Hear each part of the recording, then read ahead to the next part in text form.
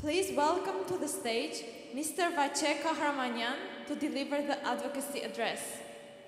I remember and I demand.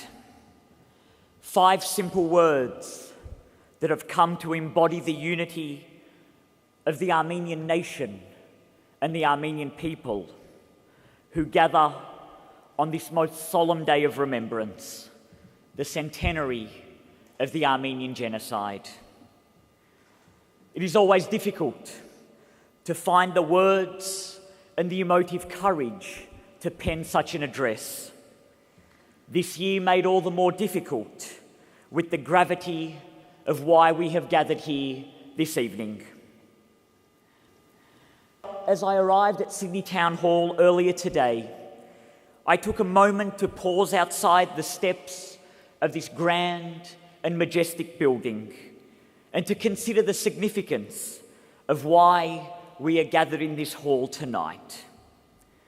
It was in January of 1920 that a few Armenian orphans, the fortunate ones who survived the Armenian Genocide and who were able to find a safe haven here in Australia, stood on the very same steps that we entered from this evening to raise awareness of the plight of those starving, destitute survivors, boys and girls that lay orphaned, forgotten, with little to no hope of salvation. It was in this exact same hall that the premiere screening of Aurora Magardician's Ravished Armenia, also known as The Auction of Souls, a film recounting the horrors of the Armenian Genocide, premiered in Australia, and due to its popularity, was screened for 2 consecutive weeks. It was in this very building that the first meeting of the Armenian Relief Fund of Australia was held to coordinate relief efforts to help starving and destitute survivors of this greatest crime against humanity. 100 years on, we gather in this very same town hall to pay our respects and homage to the 1.5 million victims of this unspeakable horror. I remember and I demand.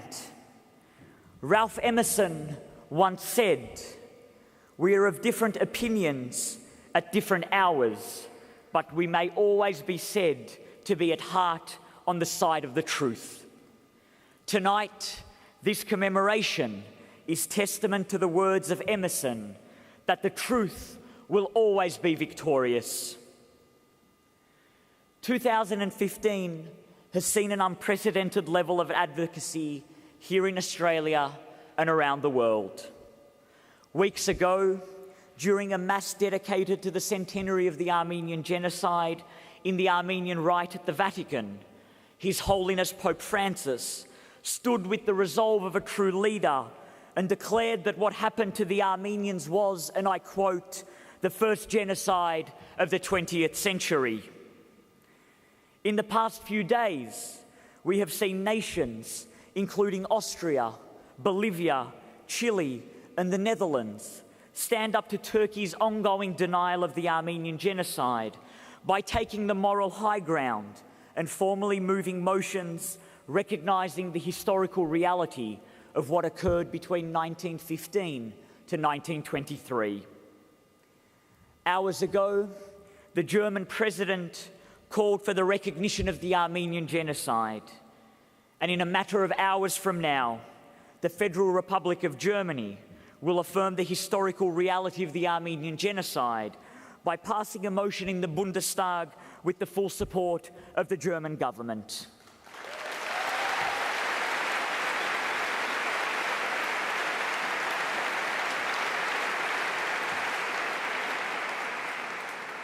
In the past 24 hours, we have seen the President of Israel echo the comments of Pope Francis.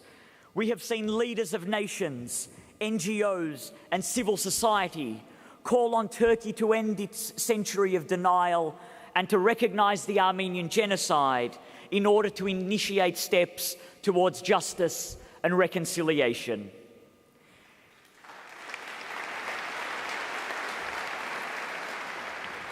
Yesterday, we saw the leadership of the Australian Jewish community rise up and add its collective voice to the global recognition efforts calling on Australia and Israel to recognise the Armenian Genocide.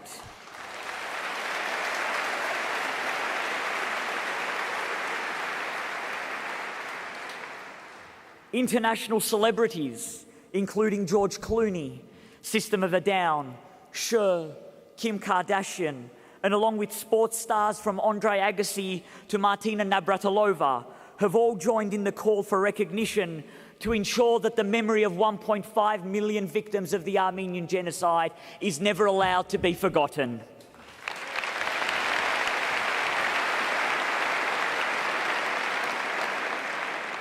The presidents of France, Russia, Uruguay, along with an extensive list of high-level representatives from the United States, the United Kingdom, Canada, Switzerland, Lebanon, only to name a few, have arrived in Armenia to pay their nation's respects to the 1.5 million victims of what is now globally known as the Armenian Genocide.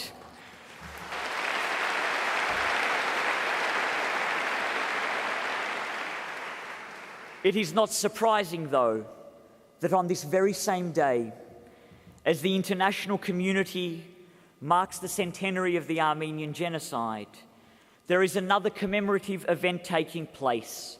And no, my dates are not being confused with Anzac Day commemorations that will solemnly take place tomorrow on April 25th. The victory of Gallipoli, an event that is commemorated on March 18th of each year in Turkey, was conveniently moved to April 24th this year by the Turkish state to coincide with the centenary of the Armenian Genocide, for no other reason to deflect Turkey's ongoing guilt in this unpunished crime. In the coming hours, as world leaders begin the solemn procession to Dzizernagapert, the Armenian Genocide Memorial in Yerevan, the representative of one country will be noticeably absent. Weeks ago, we were informed that the Australian Prime Minister had declined the invitation of the President of the Republic of Armenia to attend the centenary commemoration in Yerevan. This was not unexpected, as the Prime Minister had already announced his travel schedule to be in Gallipoli for the centenary of Anzac Day. However, the sequence of conversations that followed thereafter were not only disappointing, but also insulting. The Australian government did not see fit, but more correctly, I assume, was not allowed to send a representative to Armenia under Ankara's ongoing gag orders. It was only last year when, under a Freedom of Information request, we became aware of Australian Foreign Minister Julie Bishop's letter addressed to her then Turkish counterpart, outlining Australia's strategic interests with Turkey as a reason not to acknowledge the events of 1915 to 1923 as genocide. It is truly saddening that a representative of a country who was one of the first to provide aid to victims and survivors of the genocide, a country that has long championed human rights around the world, will not be in Yerevan as a result of Turkey's ongoing pressure. It is in times like these that world leaders can be reduced to insignificance at their own doing due to their lack of moral courage. However, there have been huge strides made here in Australia on genocide recognition. We all know the steadfast support by the New South Wales and South Australian parliaments. And it was only weeks ago that the Treasurer of Australia, Joe Hockey, joined with many other members of the federal parliament, entering question time wearing the forget-me-not pins that we're all wearing this evening, as a testament to their continued efforts in advocating for genocide recognition.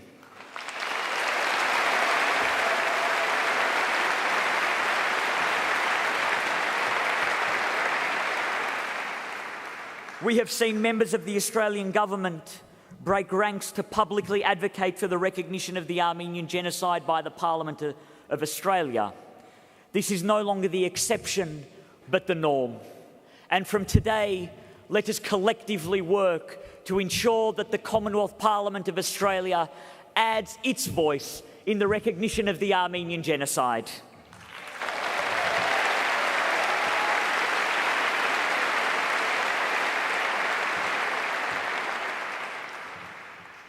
Since the beginning of 2015, we have seen an unprecedented level of media coverage across all the major Australian print, radio and television outlets on the Armenian Genocide, with one notable change: a drop in the use of pretexts and qualifiers to describe what happened in 1915.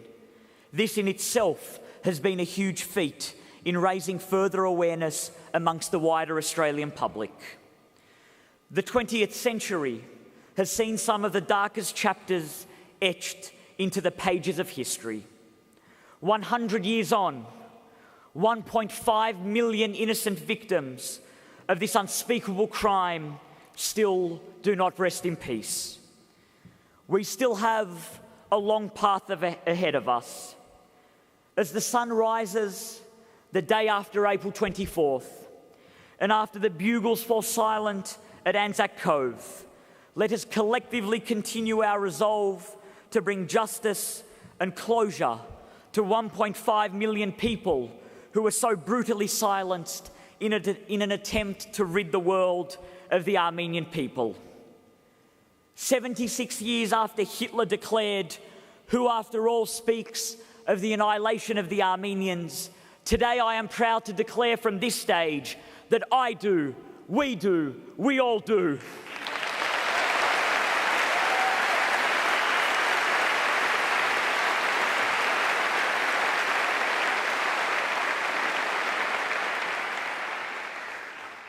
Too often we hear that too long has passed, that after a century, Armenian communities worldwide should forget their demand for justice and that we should reconcile.